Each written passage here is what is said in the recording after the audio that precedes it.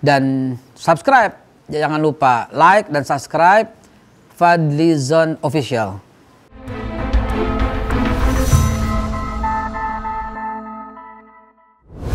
Assalamualaikum warahmatullahi wabarakatuh.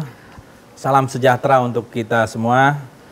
Saudara-saudara, pada saat ini saya kedatangan seorang tokoh, seorang tamu yang beberapa waktu lalu menjadi pusat perhatian karena dipanggil polisi urusan mimpi. Ini adalah sebuah peristiwa yang menurut saya agak unik ya dan langka. Siapa lagi kalau bukan Babe Haikal Hasan Baras. Malu lengkap banget Bang Fadli. Waalaikumsalam warahmatullahi wabarakatuh. Terima kasih nih Babe Haikal bisa. Alhamdulillah.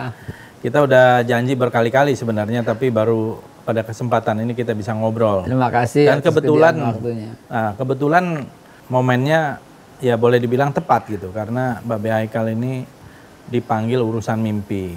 Saya juga kehabisan kata-kata gitu ya. Karena saya hampir tiap hari mimpi gitu. Tiap hari. Sering mau dipanggil maksudnya. Jadi waktu itu saya nge-tweet atau lain kali mungkin kita nggak boleh mimpinya apa disampaikan gitu. Tetapi mimpinya Babe Haikal ini tentu saja terkait dengan sebuah peristiwa. Ketika itu ada 6 orang anggota Front Pembela Islam yang wafat, insya Allah syuhada gitu ya, jadi syahid ya, insya Allah. Dan Babe Haikal berada di situ, nanti bisa diceritakan. Nah, saya ingin mungkin Babe Haikal menceritakan dulu dan mungkin udah beberapa kali juga diceritakan pada banyak pihak gitu ya, terutama kepada kepolisian gitu ya. Iya. Gimana mimpinya yang sebenarnya Babe Haikal?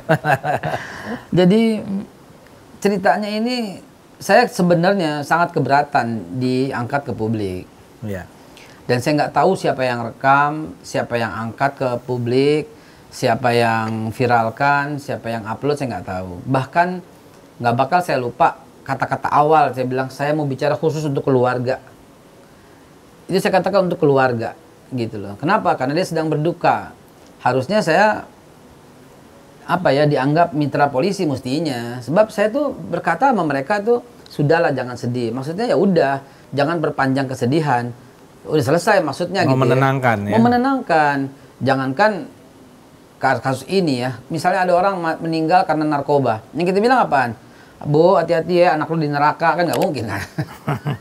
Kita bilang ya dia udah tenang kembali, semoga dosanya diampunin gitu kan, gitu.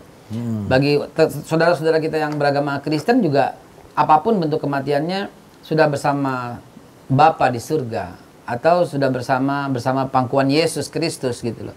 Atau dan seterusnya dalam beberapa agama. Apakah salah kalau saya berkata demikian? Yang menjadi salah katanya saya menghubung-hubungkan. Loh, saya cerita pengalaman pribadi, saya bilang waktu saya masih tinggal di Palestina ya dalam rangka sesuatu gitu ya. Saya tuh sering sekali menunggu buka puasa itu sama orang-orang Palestina tuh candanya tuh begini. Siapa yang nanti buka puasa bersama Rasulullah? Karena Israel tiba-tiba jatuhin bom di mana-mana gitu loh. Iya. Gitu. Itu sering canda kayak gitu. Bahkan waktu malam waktu sahur, saya sahur tuh di rumah Syekh Ahmad itu kita sahur malam ya, kita waktu tarawih ya. Itu bilang siapa tahu kita sahur bersama Rasulullah. Nah itu tuh menjadi satu background buat saya gitu loh, bahwa orang kalau insya Allah syahid itu yang nyambut itu ya Rasulullah lah begitu. Dan itu pernah saya ngalami betul-betul fakta, demi Allah saya bersumpah, yang tadinya saya nggak pernah cerita karena udah jadi viral ya apa boleh buat ya. Saya mengalami hal itu Bang Fadli. Iya. Ketika anak saya meninggal pertama dan kedua. Sebenarnya ketiga ya, tapi itu masih kecil, masih dalam perut ya. Yang pertama itu udah beberapa hari, yang kedua udah 2,5 tahun. Itu saya demi Allah bermimpi begitu. Rasulullah datang gitu dan suaranya jelas terdengar dan berkata, jangan takut, jangan khawatir, Umar anak saya dan Salma anak saya bersama saya, kata Rasulullah gitu. Luar biasa. Dan itu cahaya nggak bisa diceritakan, nggak digambarkan hidung matanya. Kan saya diminta bagaimana wajahnya, nggak mungkin kan gitu. Lagi pula haram kita berbohong atas nama Rasul. Cahaya seperti matahari yang silau menunduk dan hanya kita lihat anak kita saja gitu. Saya tengok, loh benar ini anak saya wajahnya, saya bilang gitu. Ini anak saya, ini wajah dalam hati gitu, saya berpikir. Nah itu saya ceritakan kepada mereka. Jadi saya juga ngalamin kok seperti ibu, kurang lebih kayak begitulah. Dan anak ibu sekarang kan meninggal dunia nih, meninggal dunia karena ya ada yang matiin gitu kan, dibunuh lah begitu. Allah alam, kita belum masuk pada proses pengadilan, ya kita belum bisa menjustifikasi apa yang terjadi. Tapi ya begitu gitu loh. Justru saya tuh harusnya mendapat ucapan selamat gitu loh, bukan dipanggil gitu loh. Karena saya bilang udahlah jangan diperpanjang. Anakmu insya Allah udah selamat lah, udah selamat, udah insya Allah kan saya bilang insya Allah menyambut bapak ibu nanti di surga gitu-gitu kan. Nah wajar lah saya kira kayak begitu. Kok, ya wajar. Kok dianggap ini mengajak orang supaya melawan negara, supaya bertemu Rasul. Kan itu persepsi lo, saya bilang gitu kan. Saya nggak begitu gitu loh. Apakah kalau orang nih ya, meninggal karena kecelakaan, lalu kita bilang semoga Allah mengampuni semua dosamu, apakah itu memicu semua orang untuk mati karena kecelakaan? Kan nggak juga gitu kan. Ya, benar. Kita kan minta panjang umur gitu loh, bukan.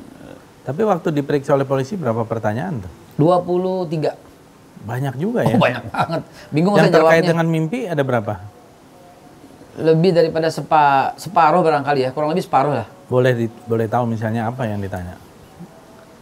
Dari mana mereka tahu Syahid mati syahid atau tidak? Oke. Saya bilang, saya nggak bilang dia mati syahid. Saya nggak tahu dia mati syahid atau enggak gitu kan. Oh, orang kan boleh berpersepsi, boleh berpendapat. Iya, sebagian pendapat mengatakan demikian. Kita kan berdoa, mendoakan gitu loh. Ya. Mendoakan. Saya juga ikut mendoakan. Terus, apalagi yang lebih seru itu gambarannya.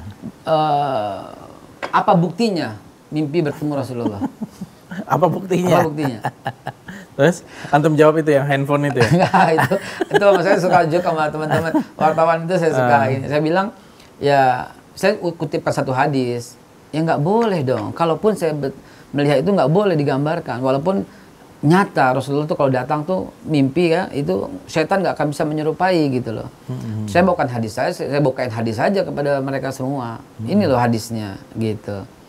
Terus di mana kejadiannya? Saya bilang ya di kasur dong, saya bilang. Mana gue tahu gitu di mana ingat kan 20 tahun yang lalu gitu, 20 berapa tahun yang lalu waktu anak saya meninggal. Ya di mana? Ya di rumah saya waktu itu, saya tidur di kasur di tempat tidur gitu kan. Ini polisinya serius nanyanya? Serius, sampai bingung. Saya bilang, waduh Pak, bagaimana saya cara jawabnya ini? Di mana gitu kejadian mimpinya? Ya di rumah saya waktu itu, di rumah kontrakan saya. Waktu itu bukan rumah kontrakan sih, rumah ayah lah, rumah warisan lah gitu. Di Jalan Impres Raya. Sesuai KTP itu lah saya bilang. Apalagi ya, banyak ya. Jadi 23 pertanyaan terkait mimpi. Berapa jam itu? Mulai jam berapa tuh ya? Pokoknya saya datang jam 9 lewat ya. Dari jam 10 yang dijadwalkan sampai saya numpang sholat asar di sana. Iya.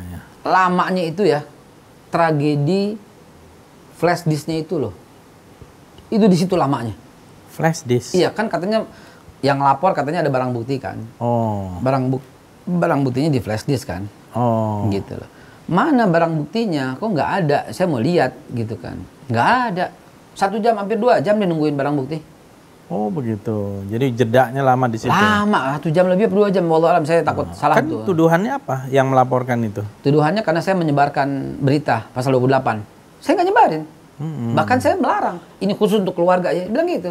Terus tuduhan yang kedua, saya membuat keonaran pasal 14, pasal 15. Keonaran apa yang dibuat? Kan nggak ada yang ribut setelah saya mimpi. Kecuali grup yang melaporkan itu yang rame-ramein di sosial media. Dan 9 tuh nggak ribut, 10 nggak ribut, 11 nggak ribut. Anehnya lagi, yang mengupload itu tanggal 11 atau tanggal 12, akunnya udah hilang.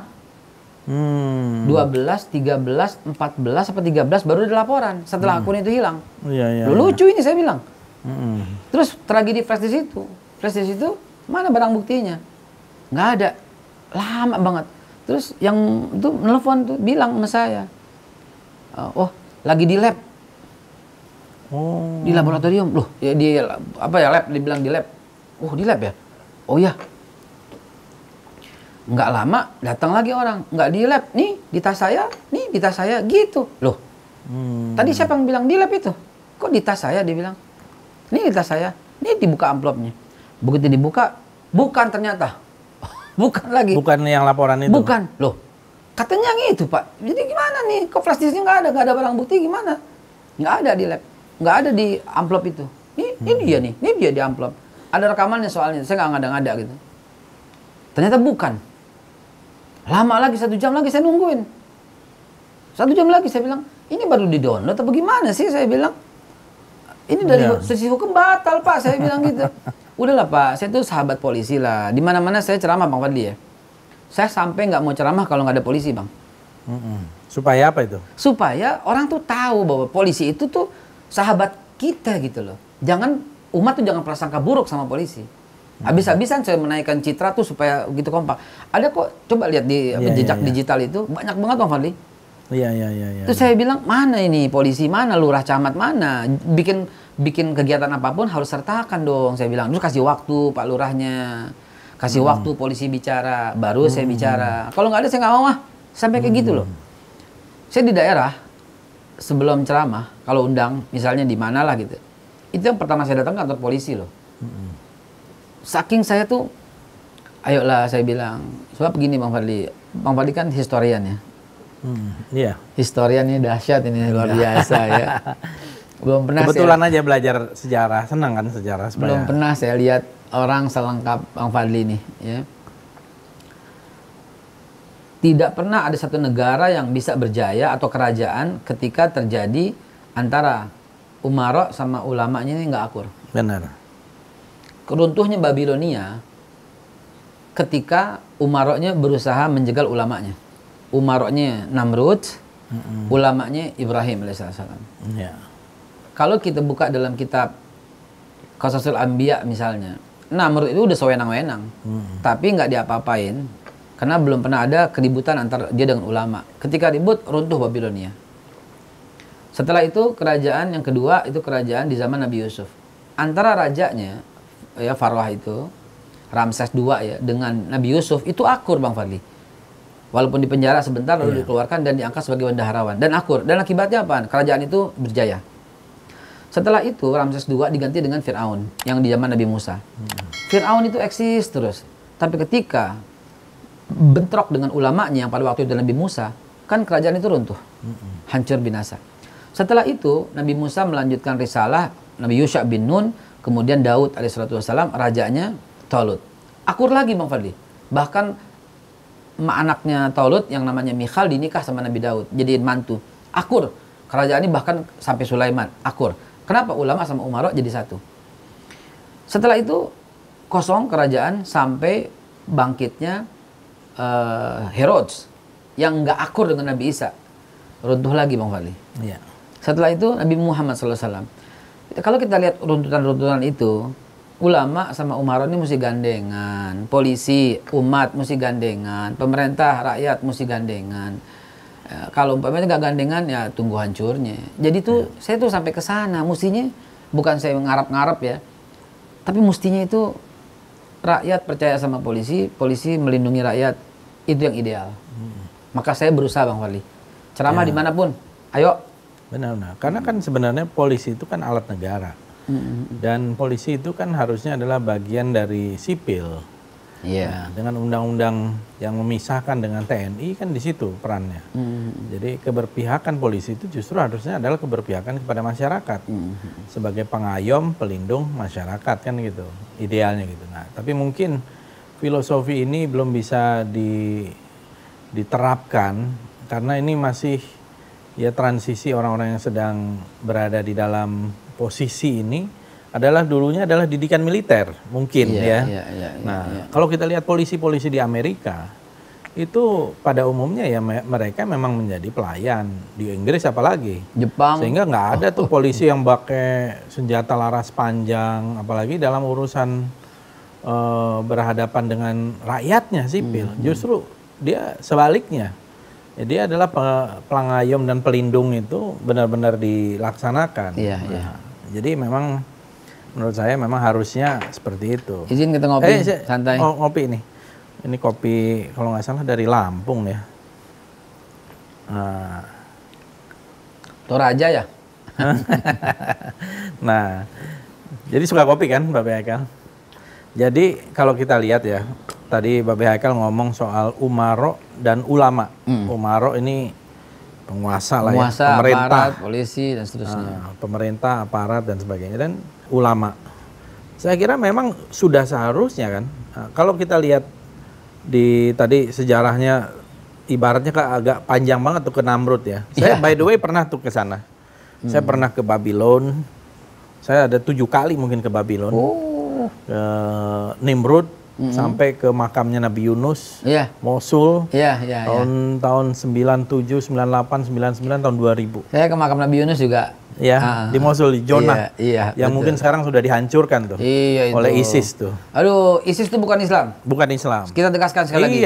ISIS bukan Islam. Dia perusak ISIS Islam. Itu justru menurut saya menghancurkan dan merusak nama baik. Itu bukan cara-cara Islam dan saya kira jelas bertentangan dengan ajaran Islam. Bang Fadli, lihat ya, ngomongan saya ini pasti dikatakan sama para netizen, cari selamat lu ya Kal, cari selamat.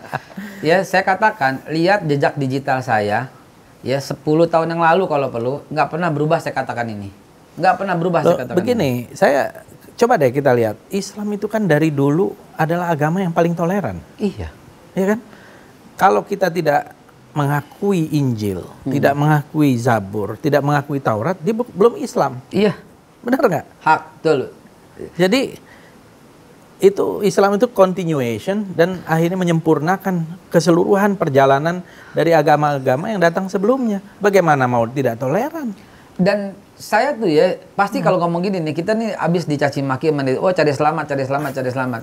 Saya bilang begini ya, kalau ada jejak digital saya, satu menjelek-jelekan atau memaki-maki pemerintah Pak Jokowi, memaki-maki secara personal maupun memaki pemerintah, atau menjelek-jelekannya, sekalian kritik lain dong, menjelek-jelekan ya, ini fitnah ya.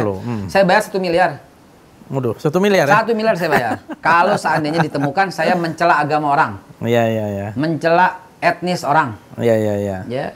Mencela etnis ya. Cina sama RRC beda ya. Kalau saya ngatain RRC bukan berarti saya etnis di Indonesia tuh ya. Nah, itu, saya sampai bilang begitu. Dan itu pernah saya ngomong di podcast mana saya lupa, saya bilang. Jadi, wah itu framing, loh ya framing yang mana? Jangan pakai ngedit ya, saya bilang ya, jangan pakai ngedit ya. Tapi itulah yang saya katakan, Pak. Dari dulu ya saya kayak begini. Ingat waktu Pak Jokowi habis dikata-katain lakala-wakala kata gitu sama Al-Fatihah gitu. Saya tuh belain loh. Iya. Saya bilang, itu kan lidahnya. Kenapa lo katain? Hina banget lo, saya bilang. Lebih hina yang ngatain, saya bilang. Terus kemarin tuh Pangdam Jaya siapa? Pak Dudung. Pak Dudung yang salah mengutip, saya bilang, dia salah mengutip, pahalanya 2 lo dalam Islam lo, saya bilang. Lo dikata-katain lagi. Justru apa ya? Saya dibilang, wah cari selamat. Astagfirullahaladzim. Iya. Kita serba salah netizen ini. Nggak apa-apa. Gini kan, Babe Haikal ya. Saya kira Babe Haikal kan pasti lebih tahu, kan ustadz gitu. Jangan. Saya bukan ustadz. Jadi begini, di mana ada kita hidup, semua orang suka sama kita, kan nggak ada kan? Justru itu munafik ya.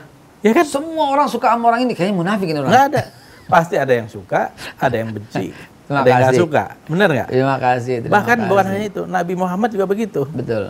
Bahkan membawa kebenaran. Nabi Isa juga kayak begitu. Betul. Bahkan hampir semua nabi-nabi itu difitnah kan? Iya betul. Hampir semua nabi difitnah, dikhianati. Iya.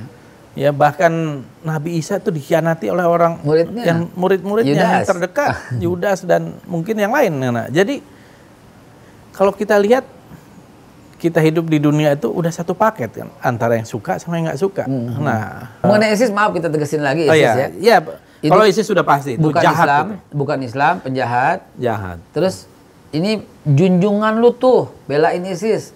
Ya. Pasti ada yang bilang begitu. Dan kalau tidak salah itu Habib Rizik nggak pernah ngomong kayak begitu ya? Pernah, tapi periode awal Bang Fadli. Periode Kemudian awal. akhirnya saya dapat video berikutnya ya. yang mengatakan Habib Rizik mengatakan itu semua adalah bertentangan dengan ajaran Ya Islam. karena kita cuma terima berita separuh. Pada waktu awal itu. Awal itu semua orang kagum. Iya. Siapa yang nggak kagum dengan Khomeini pada waktu revolusi Iran? Belakangan akhirnya Syiah. Isis itu awalnya dikagumi sama semua orang. Walaupun ya, kita bilang agak aneh juga nih ya.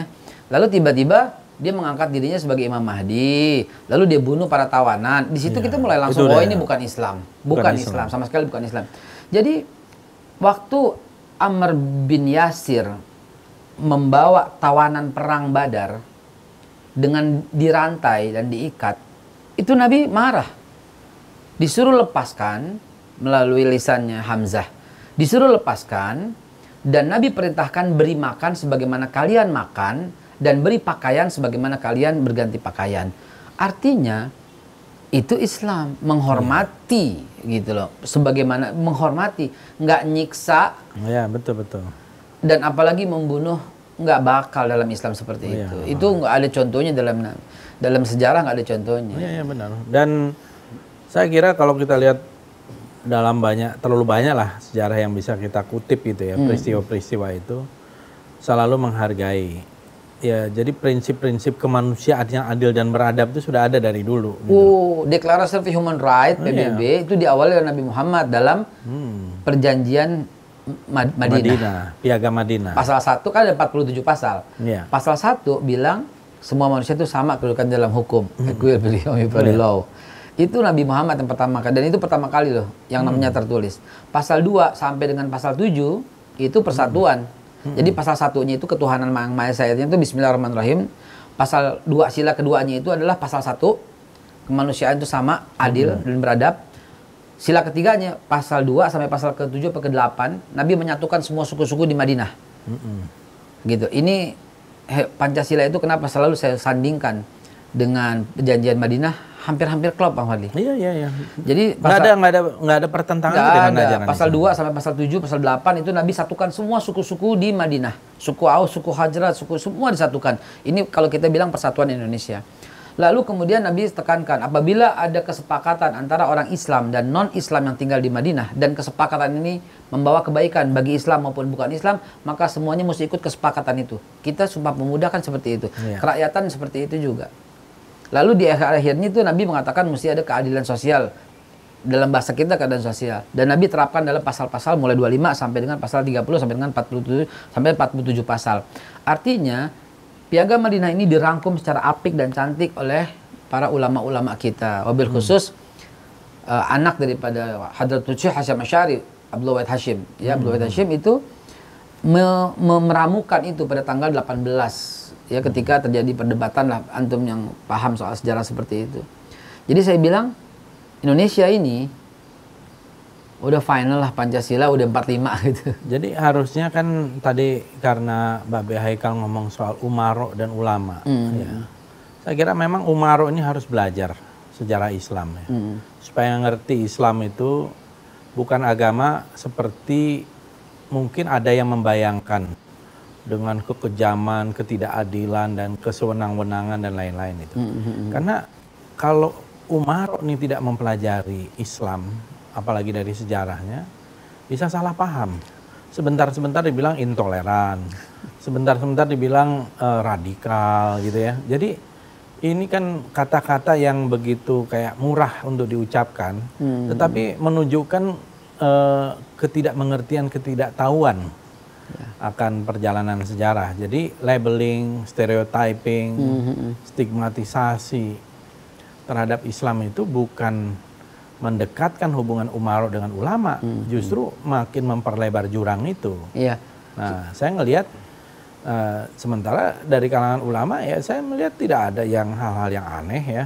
Mbak B. Haikal yang lebih banyak dekat dengan kalangan ulama, pada umumnya ulama di Indonesia adalah orang-orang yang betul-betul moderat, orang yang menerima kenyataan bahwa kita ini beraneka ragam. Nggak ada yang memaksakan satu keyakinan tertentu, apalagi keyakinan agama kepada orang yang berbeda keyakinan.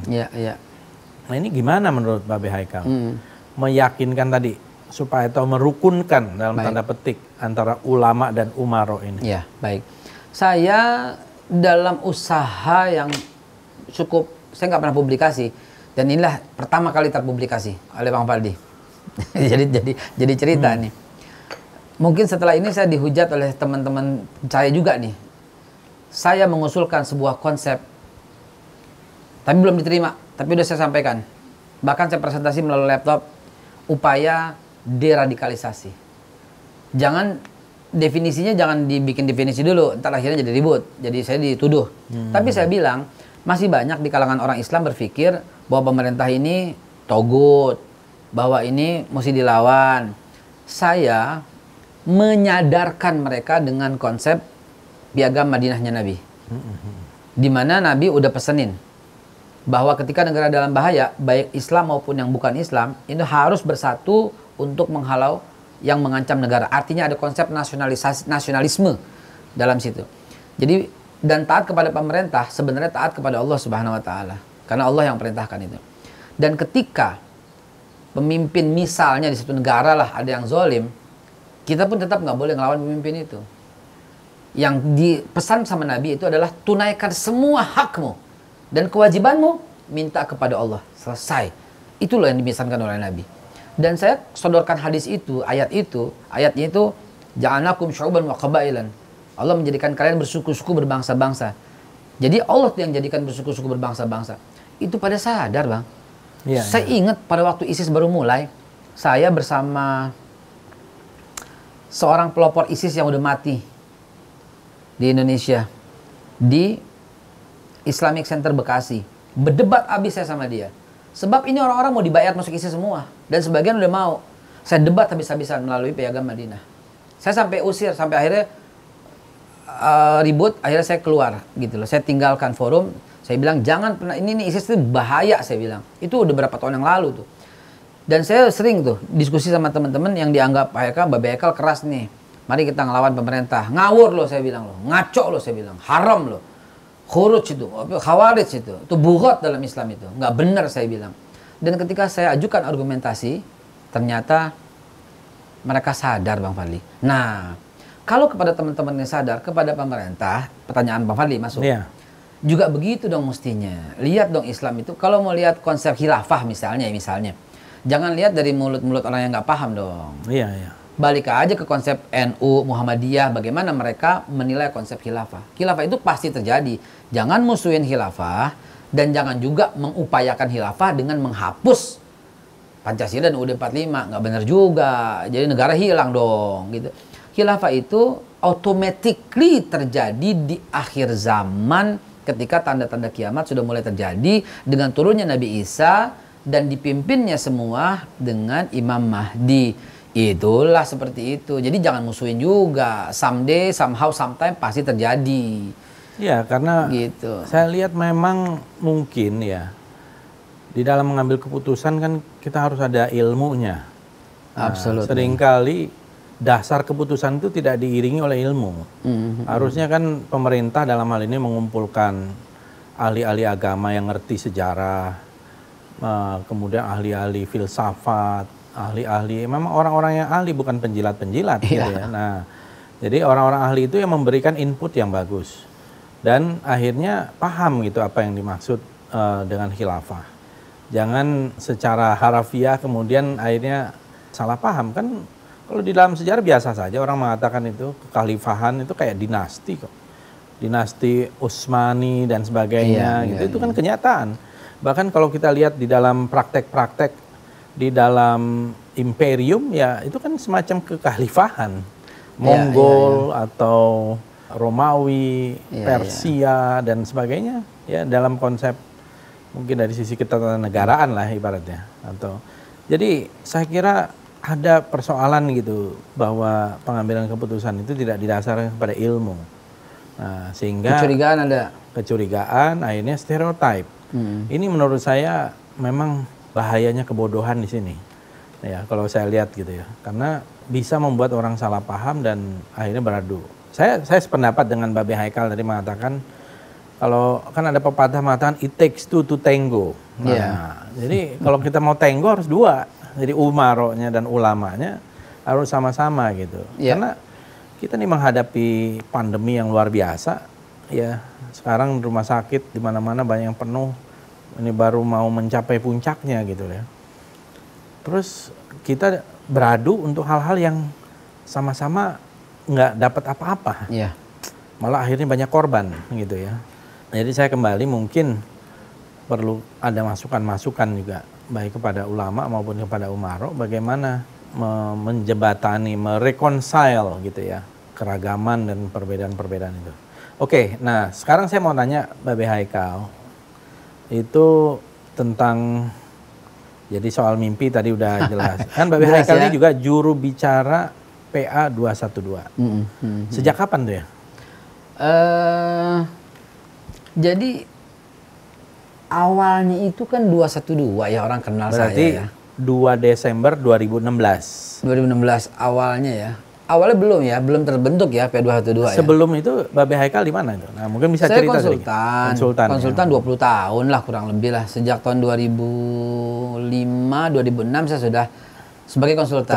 Memberikan training ya, memberikan pelatihan outbound dan klien-klien saya itu, maaf ya saya harus sebut etnis ya. Itu 80% itu etnis Tionghoa, Kristen. Iya, iya. Insya Allah di asuransi, everybody know lah, 15 tahun lebih saya bergerak di asuransi, consumer product, ya sebutlah semua, apa sampai botol-botol gini-gini loh saya tuh waktu itu, ya semua lah, sampai pulpen apa segala macam, sampai yang kita makan hari-hari pembersih. Jadi itu semua. Lebih boleh dibilang konsultan untuk bidangnya, spesifiknya apa misalnya? Pencapaian target. Oh. Jadi perusahaan KPI gitu ya? Iya, perusahaan nggak capai target. Saya bilang, saya bantu terapkan sistem, kalau capai target, dapat komisi, kalau nggak capai gratis. Kalau nggak capai target gratis bang. Jadi ini lebih kepada peningkatan SDM-nya atau sistemnya? SDM dan sistem. Oke. SDM-nya motivasional. Kalau sistemnya saya merancang SOP, Standard Operating Procedure, DSIR, Daily Sales Itinerary and Report. Karena saya punya data itu bang. Saya punya data warung seluruh Indonesia. Iya. Jadi kalau mau capai target, sama saya bilang kalau nggak capai gratis. Saya gitu bang. Dan itu banyak yang tangani? Saya nggak pernah nyari klien. Oh gitu ya? Antri. Waduh. Sebab saya gini, konsep saya dibilangin sama abah saya, kalau bantu orang itu jangan narik duit. Kalau yang lo bantu itu berhasil, baru lo boleh dapat komisi. Kan konsep syariah. Iya. Walaupun nama syariah itu belum ada, pada waktu itu saya bilang, Bapak punya padi, saya punya traktornya. Kalau ternyata padinya nggak menghasilkan, ya kita mesti tanggung sama-sama ruginya. Saya bilang gitu aja. Jadi saya nggak pernah nyari klien. Habis ini, habis ini. Kadang-kadang sekaligus 2, sekaligus 3, kalau 4 udah saya nggak sanggup dah tuh, karena saya mesti datang tiap hari kan. Itu kerjaan saya Bang Fadli. Nah, kenapa seorang konsultan profesional seperti Babe Haikal tiba-tiba ikut 212? Pak Basuki Cahayapurnama. Oke. Yang sebenarnya pada waktu 212 awal, teman-teman tahulah, saya tuh belum ada andil. Saya cuman orang yang sebagai pembicara pada waktu itu saya bilang, wah ini nggak benar nih. Saya lihatnya gini Bang Fadli, kalau ini nggak dimasukin ke ranah hukum, maka besok tuh akan ada orang yang berkata jangan mau dibohongin sama surat Yasin. Bebas, jangan mau dibohongin sama Al-Ikhlas, bebas, jangan mau dibohongin Al-Baqarah, bebas. Jadi alat bohong nanti. Iya. Nanti orang Islam marah, jangan mau dibohongin sama Injil. Waduh, perang agama. Maka itu saya... Waktu 411 udah ikut ya Babe Haikal? Saya ikut, 212 saya ikut, 14 juga ikut bahkan saya sama sama Abdul Khair, termasuk orang yang pertama melaporkan Pak Ahok ke Barreskrim waktu itu. Itu bulan apa? Oktober ya. Saya sama Pak Abdul Khair tuh melaporkan ini Pak Ahok telah menghina Al-Quran. Saya lihat di Facebook yang upload si Buniani itu. Iya. Itu Pak Abdul Khair sama saya tuh tanda tangan untuk melaporkan kasus ini ke polisi karena kalau didiamkan bisa berpotensi. Bukan soal dia naik jadi gubernur. Kita nggak ngerti Pak. Saya kan dulu kan menatar Pancasila. Siapapun jadi presiden atau jadi pemimpin kalau disetujui oleh rakyat dan sah silahkan. Dan menurut undang-undang, waktu Pak Jokowi jadi presiden, wakil gubernur kan naik gitu loh. Kita protes, enggak, etnis Tionghoa silahkan aja, Kristen silahkan aja, kita nggak protes. Undang-undang negara kita mengabsorb seperti itu kok. Jadi protesnya kita itu adalah penghinaan Al-Quran. Penghinaan Al-Quran ya. Saya nggak bisa terima aja Al-Quran jadi alat bohong. Jangan mau dibohongin sama Al-Maidah 51. Kalimat itu bahaya. Ya, ya, Jangan mau dibohongin sama betul. ustadz-ustadz yang memelintir ayat, itu boleh, silahkan. Ustadznya yang jadi pembohong. Ini ayatnya jangan mau dibohongin. Kalau itu kepleset lidah, segera minta maaf. Enggak juga. Mungkin diminta maaf atau enggak tuh? Kelihatannya sih enggak. Karena waktu itu saya ingat sekali tuntutannya dari kalangan umat Islam yang waktu itu juga berpartisipasi, saya juga hadir. Iya. Saya sebagai wakil ketua DPR bahkan didatangi dan diminta hadir, saya hadir. Saya bersama Habib Rizik malah di mobil komando bersama Fahri Hamzah Oh iya. dan bersama para ulama-ulama lain. Saya di bawah tuh, depan DPR. Ya. Subuh. Ya, ini yang di pusat gitu ya, yang di Merdeka itu. Nah, saya melihat memang itu menjadi satu trigger, satu picu gitu yang luar biasa. Jadi Babe Haikal waktu itu artinya terdorong karena ini pembelaan terhadap Al-Quran dan juga terhadap. Yang saya sampai sekarang ini masih aneh, kenapa kontrak-kontrak saya dibatalin setelah itu? Nah, ini menarik ini.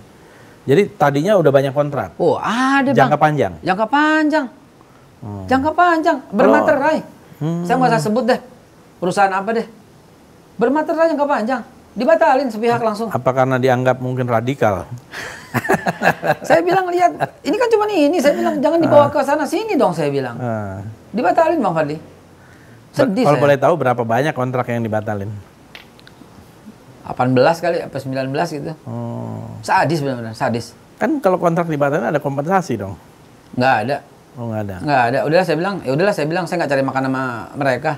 Allah bisa kasih ganti rezeki dari yang lain. Amin, amin, amin. Saya bilang gitu aja. Tapi emang bisnis saya emang hancur. Hancur, lebur berantakan. Bang Jadi Fadli. semacam di apa namanya? Di sabotase atau di apa itu? Nggak ngerti saya. Abis ya, abis benar-benar. Ini teman-teman yang nonton acara ini, yang dari kalangan etnis Tionghoa atau yang Kristen, pasti dia akan berkata setuju insya Allah. Ini Haikal yang dulu pasti gue pasti setuju. Media yang membuat saya tiba-tiba menjadi radikal kayak begini, gitu loh. Dalam tanda petik radikal. Dalam tanda petik ya. Sebab dari 212 ketika kan saya narasumber nih. Dari berbagai TV kan dia akan narasumber karena dianggap orang yang dekat dengan HRS gitu kan. Bahkan didirikan HRS Center, saya didaulat sebagai sekjen gitu kan oleh Pak Abdul Khair. Saya dianggap dekat dan saya menjadi narasumber sehingga orang dianggap saya pentolan inilah, pentolan itu, kan enggak juga. Di FPI pun saya nggak punya jabatan apa-apa gitu kan. Sebagai HRS Center saya ditunjuk sama Abdul Khair untuk ya sebagai juga juru bicara. Di IPA juga juru bicara. Iya, iya. Yang kadang-kadang kalau kata-katanya terlalu pedas, ya saya minta maaf sama netizen semua kalau umpamanya kata-kata seperti itu ya. Dari hati saya, from the bottom of my heart. Ya betul-betul I apologize to all of Indonesian people. Jadi apa namanya, tiba-tiba menjadi begini, harusnya jangan baperan ke situ Bang Fadli. Iya, iya. Tapi menyesal nggak Pak Haikal? Sulit saya bilang. Yang Nggak, saya maksudnya dengan menjalani ini. gini, yang saya menyesal cuma satu, akses saya tertutup ke mereka. Saya jadi nggak bisa dakwah SDM dengan skala yang plural. Oh, jadi di samping konsultan juga kan berdakwah. Itu beda dong. Iya, iya, iya. Nah, maksudnya kan Babe Haikal ini kalau nggak salah banyak ceramah kemana-mana kan?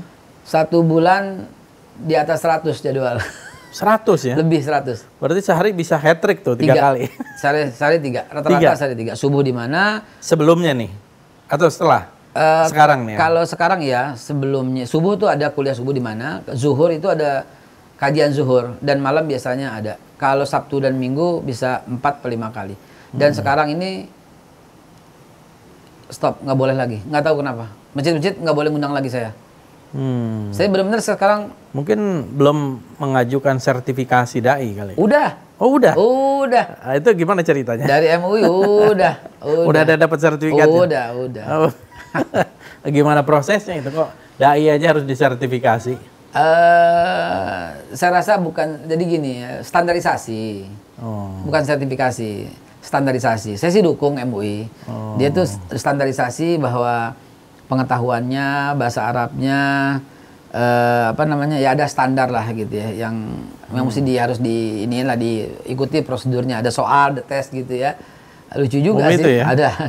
Oh. Esai, multiple choice. Gitu. Gimana kalau nanti ada kiai, dia nggak ngerti bahasa Arab, nggak boleh dong dia jadi sebut. Atau nggak lolos, sertifikasi. Bukan nggak boleh. Itu ranahnya MUI sih ya. Bukan nggak boleh, tapi apa ya? Silahkan aja. Cuman tapi sekarang kan stop kan kayaknya kan. Cuma sampai angkatan ketiga. Saya angkatan ketiga sebetulnya. Angkatan ketiga. Dan lulus ya? Lulus, alhamdulillah lulus. Cum laude jangan lulus. Ya Allah ya Rabbi. Kembali lagi pertanyaan soal menyesal atau tidak, ya nggak pantas untuk menyesal. Cuma satu, saya menyayangkan kenapa pihak sono itu jadi baper gitu loh. Kita bisnis ya bisnis aja, ya. Kok jadi tiba-tiba? kalau dulu ada istilahnya ada kematian perdata gitu. Ada dulu tuh. Mereka yang tanda tangan petisi 50 mengalami kematian perdata, nggak boleh bisnis ini, nggak boleh bisnis itu. Jadi kayak sedikit berulang ya. Saya Tapi itu ya? Waktu itu sementara waktu aja. Ini juga saya kira juga sementara waktu. Mudah-mudahan sementara waktu, tapi faktanya adalah sudah sign agreement untuk bantu ini selama 1 tahun untuk mencapai target. Gara-gara saya ikut 212 dibatalkan itu banyak. Bahkan kemarin kan salah satu perusahaan kurir kan minta saya ucapin selamat ulang tahun kan. Saya bilang selamat ulang tahun, semoga semakin maju, semakin berkembang. Tahu-tahu orang diminta jangan pakai kurir itu gara-gara ada saya. Oh itu ya, yang kemarin rame-rame itu? Iya. Untung ada Pak Hotman Paris yang ngomong begitu, saya langsung tuntut, berhenti langsung. Tapi kan konyol. Iya. Konyol, bahkan pejabat loh, salah satu organisasi loh. Saya minta warga ini jangan pakai kurir ini, karena ada Haikal di situ. Kan gila. Waktu itu ada salah satu portal online, belanja online lah begitu ya. Dia itu digandeng oleh satu perusahaan busana. Salah satu sponsornya itu perusahaan itu loh, yang unicorn itu loh. Iya. Dan pembicara saya untuk bagaimana waktu itu supaya orang beli itu kan pertama dikenal, dia mesti memperkenalkan dengan cantik, lalu kemudian disukai, banyak proses, lalu kemudian dikenal, diterima, disukai dan dipercaya. Setelah dipercaya, barulah orang bisa membeli sebuah produk. Itu saya jelaskan, nggak ada urusan agama, nggak ada urusan apa-apa. Tiba-tiba ada satu orang iseng berkata di sosial media, Haikal sebagai pembicara di pagelaran busana. Tahu-tahu apaan? Uninstall. Yang beli online uninstall. Rame-rame uninstall titik-titik itu. Iya. Sampai begitu ya? Sampai begitu. Nah ini kan, come on man. Gitu loh. Are you stupid enough for that? Gitu loh. Ternyata iya. Iya. Come on, saya bilang wake up. Saya bilang, who the hell am I? Gitu loh. Tapi ya, Babe Haikal, ini perjalanan kan. It's a journey, gitu kan. Artinya Babe Haikal dari seorang profesional, konsultan, terus mengambil satu sikap pilihan yang waktu itu dengan niat yang tulus. Agama, tidak menerima ada penghinaan terhadap Al-Quran, terhadap Islam. Saya kira nanti insya Allah akan dibalas dengan sesuatu yang lebih baik gitu ya. Dan saya rasa sudah sebagian ya. Rezeki Masya Allah dari mengalir tanpa kita duga gitu kan. Ya. Saya kira persoalannya adalah justru di situ. Kenapa orang berbeda pendapat itu langsung mengambil satu garis yang ekstrim ya. Come on, di Indonesia kayak begitu orang nggak boleh. Saya ingat ketika Barack Obama dengan Hillary Clinton berperang dalam periode yang kedua ya. Pertama kan sama siapa pertama tuh? Mitt Romney ya pertama ya. Kemudian sama Hillary ya. Lalu Hillary kemudian kan kalah ya. Yang sebelumnya kubu Hillary mengatakan ini mendukung Islam radikal, keluarganya Islam, bapaknya Islam, berbahaya, negro dan sebagainya. Lalu kemudian setelah hari pertama pengumuman, apa yang dilakukan? Barack Obama menghampiri Hillary Clinton dan langsung mengangkat dia sebagai Menteri Luar Negeri. Masyarakat Amerika menolak. Di Indonesia, ketika Pak Prabowo dengan Pak Jokowi, kemudian Pak Prabowo dia akan jadi menteri, terus come on, dari sini dimaki-maki, dibilang nggak setia lah sama rakyat, nggak setia dengan perjuangan, mengkhianati lah. Loh come on, saya bilang, kok? Jadi memang itu, sebenarnya itu Yang memulai itu adalah namanya Abraham Lincoln. Abraham Lincoln itu ditulis bahkan di dalam bukunya A Team of Rival. Sebuah tim yang terdiri dari rival-rivalnya, musuh-musuhnya. Waktu itu kalau tidak salah namanya Seward, calon dari Demokrat, orang kaya. Abraham Lincoln ini berkali-kali mau maju, kalah terus. Jadi di konvensi Partai Republik dia kalah lagi. Berapa kali di legislatif kalah. Kalau tidak salah kesalahan itu bisa belasan kali. Iya, betul. Dan akhirnya dia lolos menjadi calon presiden. Setelah 14 kali, kali melawan ini Seward, lolos dari Demokrat. Beradu, Abraham Lincoln menang. Nah, Abraham Lincoln ini kemudian menawarkan, kamu bagaimana kalau saya angkat menjadi Secretary of State. Nah, menjadi menterinya, menteri utamanya bahkan itu Secretary of State. Nggak masalah kan? Nah, tahu jawabannya pertama si Seward ini? Kan lawannya. Kamu tahu saya ini benci sama kamu. Gitu loh. Dan kenapa kamu mau ngangkat saya? Terus Abraham Lincoln bilang, oh saya tahu, saya juga nggak suka sama kamu. Tapi saya tahu kamu suka Amerika. Kamu cinta Amerika. Saya juga cinta Amerika. Begitu. Dahsyat itu ya. Jadi seorang negarawan mesti kayak gitu. Nah, jadi memang itu a team of rival. Nah, saya sih tidak mempermasalahkan itu ya. Dan menurut saya itu bagus-bagus saja. Tinggal bagaimana harusnya setelah menjadi penguasa ini kan, ini yang hebatnya kayak Abraham Lincoln itu. Dia itu didera dengan perpecahan yang luar biasa. Bahkan perang. Perang saudara, bayangkan. Abraham Lincoln itu menghadapi perang saudara yang dahsyat. Yang ribuan, puluhan ribu orang yang meninggal. Antara utara dengan selatan. Tetapi dia bisa menghadapinya. Dan saya datang kira-kira bulan Februari tahun lalu tuh. Saya kebetulan diundang UN, Perserikatan Bangsa-Bangsa untuk bicara. Habis itu saya sempatkan untuk mampir ke Gettysburg. Nah, Gettysburg, bukannya ini, yang tahun lalu lagi. Saya sempatkan pertempuran tuh 3 hari antara utara dengan selatan. Kalau tidak salah sampai 8.000 orang yang meninggal. Bayangkan, 3 hari. Pihak.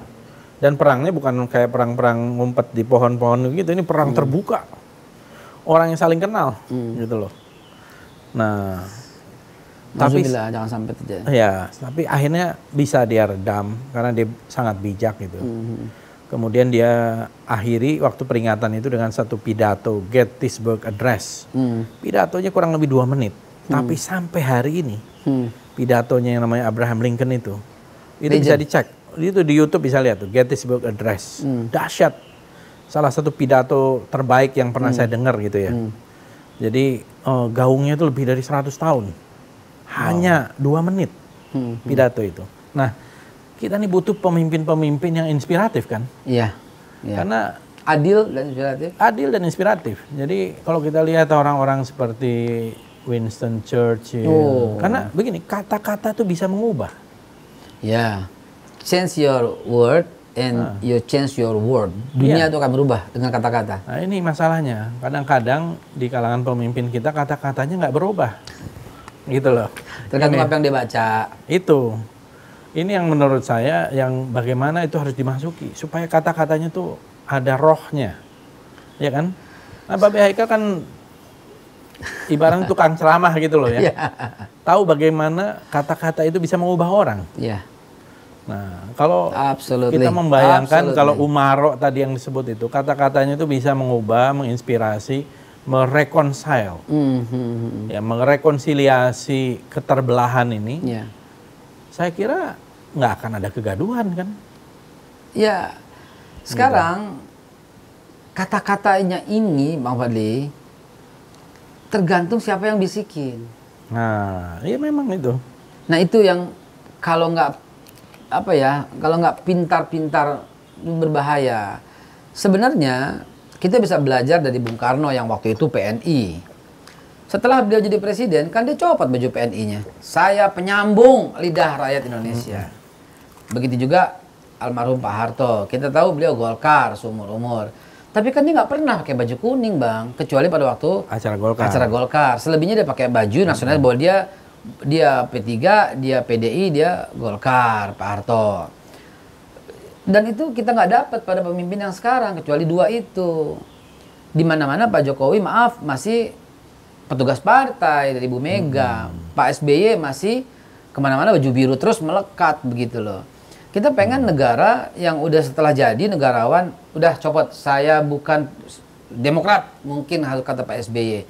Saya penyambung lidah rakyat. Mungkin Pak Jokowi harus berkata, saya bukan lagi PDIP, saya bukan lagi petugas partai. Saya Presiden Republik Indonesia untuk semua kelompok, semua golongan. Kita rindu kata-kata itu sebagaimana Pak Harto katakan, sebagaimana Bung Karno katakan atau lakukan. Ya itu bahkan ada kata-katanya juga tuh. My loyalty to my party ends when my loyalty to my country begins. Yes, Ya kan? absolutely. Jadi loyalitas kita kepada partai selesai ketika loyalitas kita kepada negara dimulai gitu. Saya berkata begini, lu tuh dapat pahala ketika lu berhenti di lampu merah. Apa urusannya? Taat kepada Allah, taat kepada Rasul, dan taat kepada aturan pemerintah, saya bilang. Pemerintah mengatakan lampu merah itu berhenti. Lampu kuning itu waspada, siap-siap. Kalau mau berhenti siap-siap, mau jalan siap-siap. Lampu hijau itu jalan. Lu dengan landasan itu lu bisa dapat pahala. Kecuali kalau pemerintah berkata, mulai besok pagi-pagi mabok. Lu nggak usah mabok. Begitu. Saya bilang, masker ini dipakai, dan wajib lu pakai, lu dapat pahala. Kenapa? Karena lu taat aturan pemerintah. Jadi kita loyal kepada pemerintah sekarang, sebenarnya bagian daripada kita loyal kepada firman Allah, taat pada Allah, Rasul, dan pemerintah. Itu di mana-mana cari jejak digital saya ngomong kayak begitu. Masih aja. Iya betul. Malah mungkin jangan-jangan lebih kritisan saya daripada Bang. Jelas. Kalau saya kan deg-degan kalau melihat Twitternya Bang Fadli. Kalau saya juga sama menjalankan amanah juga, saya dipilih oleh rakyat. Nah, saya harus menyuarakan apa kata rakyat yang saya wakili kan. Absolutely. Nah, gitu. Kalau enggak, saya berdosa karena melanggar konstitusi dan amanah yang diberikan kepada saya kan banyak orang berharap gitu. Nah, jadi Babe Haikal, kalau kita ngelihat tahun ini ya, ini udah 2021 kita sekarang, banyak prediksi mengatakan ini tahun-tahun yang di satu sisi mungkin ada harapan, tapi di sisi lain juga tantangannya luar biasa berat. Saya nge-tweet kemarin nih, bisa menjadi tahun-tahun yang membahayakan, mengutip film yang dibintangi oleh Mel Gibson, The Years of Living Dangerously. Nah itu karena apa? Kita kan pandemi, belum tahu sampai di mana, ekonomi kita mengalami resesi, bisa menjadi krisis, belum lagi masalah sosial, masalah politik. Jadi kan harusnya kita ini menyelesaikan satu persatu persoalan gitu. Nah, Babe Haikal ngelihat gimana prospek tahun ini kira-kira? Karena Bang Fadli memulai dengan satu tweet, saya kebetulan tadi Bang mengetweet satu film, ya, film Rambo 2. Saya Sylvester Stallone ketika udah selesai misinya, Rambo 2 itu kan dia kan jalan tuh, dang. Dia jalan, di endingnya itu, izinkan saya kembali mengutip. Ini saya kutip tadi Bang. Ini saya kutip. Ini Twitter saya nih. Saya kutip, play the video. Sengaja saya nggak terjemahin ya tadinya. Kalau pasti rame lagi, gue dikasih maki lagi, gue. Kata-katanya keren banget ketika don't hate your country nih. Nah ini pesan kepada pemerintah awal tahun.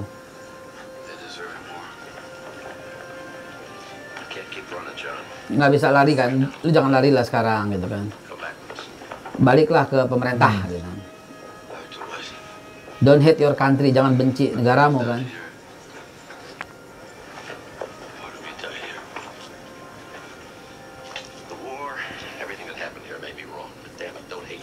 Don't hate your country.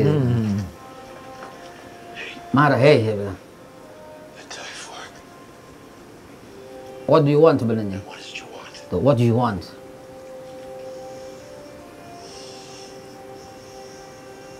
I want I want what they want. and what they want. And every other guy who came over here is What they want itu artinya orang-orang ikut perang Vietnam itu. Iya, he had tuh. wants What? for our country to love us as much as we love it. Please gitu loh. A country to love us as much as we love the country. Iya, That's iya. all I want. That's what they want. Jadi negara itu harus hadir benar-benar melayani rakyat. Jangan kita disuruh cinta negara, tapi negara juga harus memikirkan kan gitu. Iya, jadi Rembo bilang yang kami inginkan tuh kita tuh cinta mati loh sama negara. Yang boleh negara juga sama-sama. The country to love us as much as we love this country. Kita tuh cinta mati sama negara, Iya, tuh cinta iya, mati. benar. Dan bagi kita itu dalam rangka hubul waton minal iman. Nabi Muhammad itu menyebut bahwa beliau tuh mencintai kota Mekah, Bang. Dia mencintai kota Madinah, Bang. Jadi dia mencintai tanah airnya, Bang. Iyalah, iya. Jadi ya kita pun juga mencintai tanah air kita. Di mana istilahnya di mana bumi dipijak, Dipijak, di situ langit kita dijunjung. Jadi jangan kita dianggap ini musuh bagi negara. Negara sama pemerintahan kan dua hal yang beda. Negara tuh pesawat, pemerintahan tuh pilot. Yang kita kritik Pak pilotnya, karena ini pesawat ini punya kita sama-sama. Jangan ketika kita kritik pilot, anti NKRI, anti kebinekaan, intoleran. Ya ampun, ngomong sama orang kayak begini, Bang, capeknya minta ampun. Perlu kesabaran revolusioner ya. Revolusi sabarnya akhirnya kita nih. Ya, jadi kita kritik, kita tuh bilang sama Pak pilot, jangan ke sono dong arahnya. Arah kita tuh ke sini. Pak pilot dan semua jajarannya semua, jangan begitu dong. Lo kalau kayak begini ntar pesawat bagaimana nih? Ntar kehabisan bensin tengah jalan. Loh ini pesawat kita, gue kan ada dalam pesawat itu gitu loh. Jadi gue cinta mati sama nih pesawat. Kalau gue kritik si pilot, bukan gue pengen jerumusin pesawat. Kita bakal mati sama-sama. Kita pengen anak cucu kita itu hidup di NKRI ini, ya, sampai anak cucu kita menikmati keberagaman. Bahkan cita-cita saya itu adalah Indonesia itu menjadi contoh keberagaman yang nggak pernah ada di negara mana. Maaf ya, Suriah, mereka perang habis. Bahasanya sama, Bang. Agamanya sama, Bang. Hidungnya sama. Iya benar. Igalnya sama. Takbirnya sama. Perang nggak habis-habisnya. Afghanistan ada 4 suku. Agamanya sama, tapi berantem nggak habis-habis. Irlandia 2. Australia, aborigin kayak apa coba? Di Amerika, suku asli Indian punah. Tapi di Indonesia, 714 suku, Bang. 630 bahasa. Iya, Gitu. Maka ini mesti menjadi percontohan bagi dunia. Makanya saya dulu selalu bilang gitu, justru perbedaan-perbedaan ini, kebinekaan ini adalah sebuah kekuatan. Apalagi di tangan pemimpin yang memang tahu cara mengelolanya. Tapi bisa menjadi ancaman di tangan pemimpin yang nggak ngerti cara mengelolanya. Atau lemah, ya, dan pendek visinya. Ini yang menurut saya berbahaya. Jadi kan negara ini kan punya kita. Ini kan bukan punya orang yang berkuasa. Mereka berkuasa itu karena diberikan satu mandat untuk berkuasa. Yang berkuasa sungguhnya adalah rakyat yang memberi mandat. Gitu. Jadi kadang-kadang orang salah paham kalau lagi berkuasa itu kayak semua milik dia. Lupa gitu. ya. Nggak, sebenarnya izinkan saya pertajam sedikit ya. Staf ahli namanya atau juru bicara namanya Mr. X. Dulu dia berkata, jangan hutang, jangan hutang, jangan hutang. Kerasnya minta ampun. Begitu sekarang pemimpinnya hutang, nggak apa-apa tuh hutang. Lah, ada lagi orang terdekat. BBM nggak boleh naik, nggak boleh naik, nggak boleh naik. Terus sekarang giliran temennya yang naikin, diem tuh. Lo nggak cinta sama negara, lo cinta sama penguasa. Penguasa salah, lo diem aja. Ini yang berbahaya menurut saya. Emang iya. Ini kalau terjadi di negara lain, accountability kan itu artinya. Accountability-nya tuh benar-benar dikejar. Loh, kamu dulu ngomong kayak begini. Sekarang kamu berbeda kayak begini. Kamu ini, ya, ini yang sebenarnya hoax. Gitu iya, kan. iya. Kita tahu lah orang-orang itulah siapa. Jadi emang tidak ada lagi accountability. Orang berkata A, besok B, besok C gitu. Terus enaknya saja dia tidak dipertanggungjawabkan. Nah, ini Yang menyebabkan rakyat tidak lagi punya kepercayaan, public distrust. Iya. Begitu rakyat tidak punya kepercayaan, dia bisa melakukan pembangkangan. Iya. Iya. Pembangkangan macam-macam, mulai dari tidak mau dengar sampai melakukan satu perlawanan gitu Iya. ya. Iya. Iya. Nah ini yang menurut saya berbahaya bagi kelangsungan negara juga. Jadi Jeopardize gitu. Pancasila itu kita nggak pakai. Saya kan sepakat tuh dengan Pak Bang Rocky waktu-waktu di ILC itu, zaman ILC masih ada. Iya, iya. Sekarang udah almarhum. Almarhum. Ya. Dia bilang kan gini, siapa sih yang menjalankan Pancasila? Contoh ya, yang menjalankan Pancasila Menteri Luar Negeri Australia zaman Paul Keating. Bayangkan. Iya, iya. Menteri Luar Negeri ini duduk di ekonomi, di pesawat Qantas. Lalu kemudian karena si pilot tahu ada Menteri Luar Negeri dan dia mau ke Inggris. Urusan pribadi, anaknya. Iya. Dia pakai duit pribadi. Iya, betul. Dia minta cuti. Lalu kemudian karena dia nggak enak, si pilotnya nih didudukin di bangku bisnis. Ada orang iseng dan foto. Begitu turun, besokannya dimuat di berita. Apa yang dilakukan? Dia malu, dia mengundurkan diri. Come on. Oh, ada lagi contoh. Iya, dia ini mengundurkan diri karena dia, dan si pilot berkata, saya tuh nggak minta apa-apa, saya cuma menghormati. Apa wartawan bilang? Si Menteri Luar Negeri bisa jadi berlaku unfair dengan si pilot karena dia telah menerima jasa. Begitu doang ketahuan, malu mengundurkan diri. Lah di kita berangkat serombongan brother, anak bini angkut semua, keponakan angkut semua. Nggak, saya mau nambahin contohnya nih karena Australia itu pernah Perdana Menteri Bob Hawke, ya kan? Dulu ya. Perdana Menteri Bob Hawke itu diwawancarai sambil di mobil, kalau tidak salah nih ceritanya. Saya lupa ingat ya, tapi mudah-mudahan kira-kira begitulah ceritanya.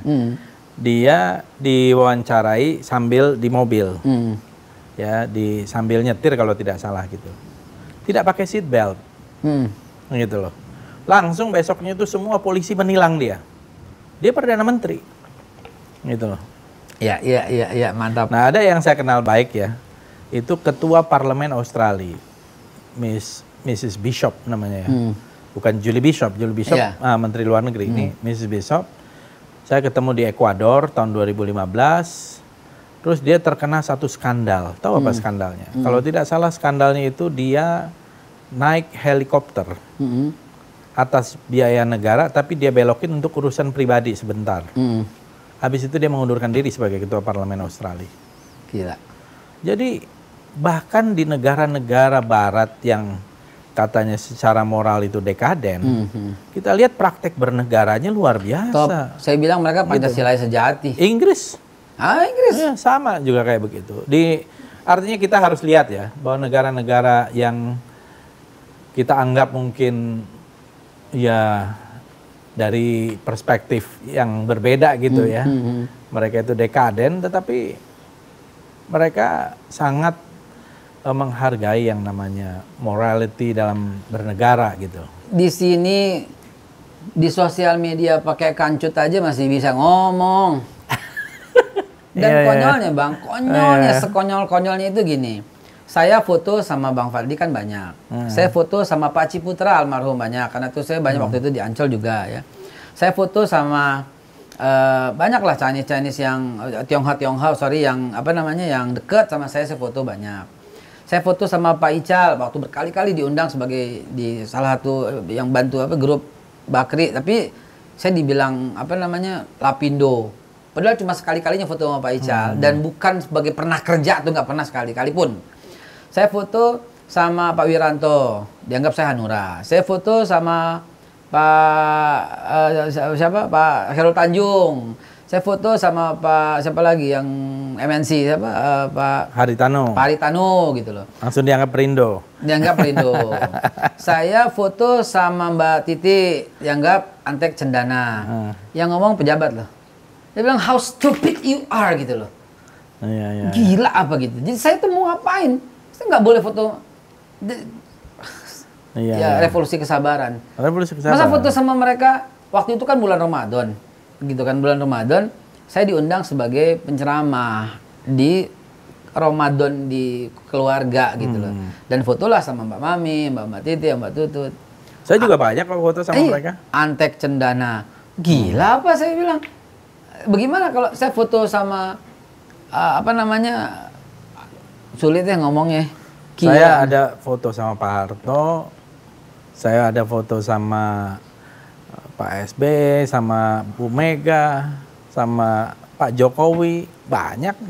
Itulah. Jadi harusnya melihat ini kan sesuatu yang biasa-biasa saja ya. Nah, yang mengeluarkan statement itu tuh pejabat. Pejabat ya. Pejabat. Ini aktornya apa namanya 3C. Gitu loh. 3C. Cendana apalagi semua. Loh. Melalui tangan Haikal Hasan di sosial media, tak gue tuntut lama-lama ini gini. Tapi saya enggak lah, saya nggak pernah nuntut balik lah. Tapi ngomong soal nuntut itu kan kalau tidak salah ada yang menyarankan juga menuntut balik orang yang melaporkan soal Yang kasus mana nih? mimpi. Mimpi. Banyak banget. Banyak ya? Banyak banget. Lebih dari 100, Bang. Lebih dari 100 Ya, ya? grupnya ya. Cuman yang maju ada berapa 8 pengacara yang di masing-masing itu saya bersama 40 tim kami. Kami bersama gini. Dan semuanya sampai saat ini saya bilang jangan. Saya nggak kepengen rame. Saya maafin semaaf-maafnya. Saya ikhlas-ikhlasnya dengan tuduhan ini. Tapi ini kalau jadi ke pengadilan kasus mimpi ini bisa menjadi pertama loh di dunia. Pertama di dunia. Iya. Itu menarik juga loh. Persepsi orang kok diadili. Kan persepsi pelapor kan. Kok diadili. Cuman saya dituntut minta maaf kepada seluruh Indonesia. Saya bilang gak ada masalah. Buat saya permintaan maaf itu nggak menunjukkan bersalah, tapi menunjukkan kebesaran jiwa. Saya sampaikan, saya minta maaf langsung kepada waktu dia bilang, lu minta maaf. Saya minta maaf kepada seluruh rakyat Indonesia. Andai kata-kata saya itu dianggap sebuah keonaran. Nggak ada masalah. Dan saya memaafkan, walau dia minta atau nggak minta, saya sangat memaafkan semua orang seperti itu. Saya memaafkan ikhlas, lillahi ta'ala, lahir batin. Pengacara yang datang minta tuntut balik, saya katakan nggak usah deh, nggak usah. Tapi rame tuh di sosial media tuh, tuntut balik. Nggak usah, saya bilang. Udahlah, lupakan. Saya maafin. Bahkan tengah malam saya doain. Saya doain. Enakan begitu, plong hati. Doain supaya yang bersangkutan juga mimpi yang sama gitu. Udah, saya doain semoga makin kaya hidupnya, makin dependent, tidak independent, maksudnya tidak bergantung lah. Kan biasanya kan begitu kan, ada pesanan suruh ngelapor atau mudah-mudahan nggak ada sih ya, tapi apabila ada ya janganlah. Hiduplah dengan dengan profesionalisme yang tinggi, dan ini berbahaya bagi NKRI. Saya dibilang gitu di laman yang lain. Iya. Berbahaya. Perasaan kontribusi gue menyadarkan banyak orang deh gitu loh, untuk tetap berada dalam bingkai Pancasila dan UUD 45 deh. Gitu loh. Saya bikin buku memperjuangkan menegakkan tauhid, ini memperjuangkan ketuhanan yang Maha Esa loh, Bang. Iya. Ini buku baru ya? Buku baru saya Terbitan tahun ini, baru berapa bulan? Oh, 2020 lah ya. Bahkan ini dalam rangka perbaikan percetakan. Iya. Dan ini masih ada catatan yang saya lihat, misalnya ada gambar yang, nah ini gambar yang kepotong gitu loh. Saya lagi edit, saya lagi lihat-lihat gitu. Tapi karena ini udah kelihatan, maka saya persembahkan untuk Bang Fadli. Terima kasih banyak. Betul-betul original yang masih cetakannya begini. Ya, itu lebih keren. Lebih keren. Itu kalau itu bisa jadi collectible items. Ini ada yang salah cetak dikit. Ini bahkan lagi direvisi sama percetakannya. Saya persembahkan untuk Bang Fadli. Cetakan yang dikirim tanggal 17 bulan 12, cetakan pertama. Nah, ini bagian dari kontribusi. Iya. Kenapa kita perjuangkan RUU HIP? Kita nggak mau ketuhanan yang berkebudayaan. Kita nggak mau Pancasila versi manapun. Yang kita mau Pancasila versi 18 Juni yang disahkan oleh negara, disampaikan Pak Mahfud depan Pak Jokowi, bahwa Pancasila cuma satu, yaitu yang 18 Agustus tahun 45. Dan kesanalah kita berkiblat, nggak boleh diperas-peras. Dan kalau Anda perjuangkan itu, sama loh dengan Anda perjuangan Ibrahim menegakkan kalimat tiada Tuhan selain Allah. Nabi Musa menegakkan kalimat tiada Tuhan selain Allah. Nabi Muhammad, Nabi Isa semua. Bahkan Anda yang memperjuangkan ketuhanan yang Maha Esa, Anda juga perjuangkan tauhid. Di situ. Tapi ini baru jilid 1. Iya. Gitu loh. Jadi menyusul jilid 2-nya. Saya persembahkan untuk terima kasih. Ya. Udah berapa buku yang ditulis sama Babe Haikal? Dulu salesman. Catatan harian salesman, viral itu. Kemudian how to sell syariah produk, gitu. Terus the law of repetition, hukum pengulangan yang kalau kau ulang, maka jadi kebiasaan yang kuat, gitu. Banyak saya nulis buku. Di sana 20-an ada? Enggak, berapa ya? 8 apa 9 buku lah. Oke. Terima kasih nih. Dan buku saya satu lagi yang lagi saya susun itulah kesesuaian antara Piagam Madinah dengan Pancasila. Iya. Agar tidak ada lagi orang yang menganggap pemerintah itu togut. Dia kan menjalankan kesepakatan ulama. Iya, betul. Pancasila, UUD 45 ini kesepakatan ulama. Presiden siapapun yang menduduki negara ini, dia melanjutkan risalah ulama. Iya, dan ulama-ulamanya kan bukan ulama sembarangan di zaman itu. Iya. Dan kalau buku itu jadi, insya Allah jadi pemersatu, Bang. Gitu. Insya Allah. Untuk guru saya. Oh, jangan dong, saya bukan guru. No. Murid aja. No. Enggak, saya bukan. Bang, dalam sisi politik, saya kumpulin semua tweet Fadlizon. Saya kumpulin, saya bikin, staff saya bikin folder sendiri. Saya baca ulang. Dan saya mesti tulis untuk guru saya bidang politik, bidang politik. Nah, untuk guru saya bidang politik, Mang Fadlizon, tanggal sekarang 3 Januari 2021. Oke, 3 Januari 2021. Happy New Year's. Terima kasih.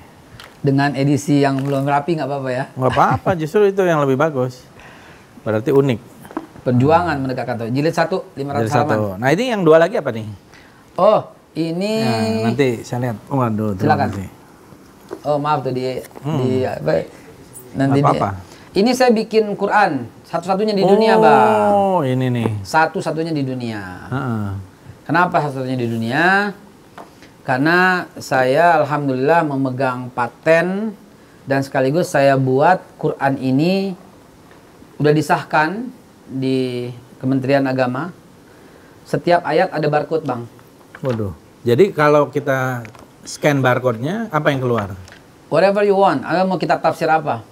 Oh, ada tafsir misalnya. Yang saat ini saya masukin Jalalain, Al-Marawi, Ibnu Katsir, lagi proses itu Al-Azhar. Saya masukin semua kitab tafsir. Jadi langsung pada ayat itu keluar semua tafsir dari berbagai buku tafsir. Iya, melalui handphone. Cukup biasa. Download di Play Store Smart Quran. Smart Quran yang ya. PT Krianova ya. Udah. Oke, saya insya Allah nanti. Nah, ini jadi dengan Quran yang saya buat ini, nah ini tasih Departemen Agama ya, Kementerian MUI juga ya. Ini tahun berapa dibuat, Babe Haikal? Sebenarnya ini dapatnya 2013. Oh. Tapi saya baru publikasi. Ya, baru publikasi. Baru publikasi. Tahun 2020 ini? 2020 saya baru mulai publikasi. Nah, ini jadi satu-satunya di dunia seperti satu perpustakaan. Jadi cukup ini di scan, ada scannya, klik, keluar. Ah, mau dengar suaranya, dengerin. Oh, mau bahasa Inggris, dengerin. Oh, mau bahasa Arab, silahkan. Mau tafsir Al-Azhar, lagi kita buat. Tafsir Jalalain udah masuk. Asbabun Nuzul juga. Oh. Statistik juga. Asbabun Nuzul juga ada? Statistik juga. Itu ayat berapa. Lalu mau lanjutin juga. Bang Fadli cukup punya ini, kasih anak di Amerika, anak buka Quran, handphone bisa nyala. Oh, anakku lagi ngaji. Bang Fadli punya karyawan 100. Semua dibagi Qurannya. Pagi-pagi tahu yang baca Quran 60 orang di handphone Bang Fadli. Jadi ini digital tapi juga apa ya? Ilmu. Iya ya, maksudnya udah Al-Quran 4.0 ini. Iya, jadi yang artinya udah dengan tafsir-tafsirnya segala macam. Dulu waktu saya masih menjadi rekanan Pertamina, udah coret sekarang. Udah coret ya.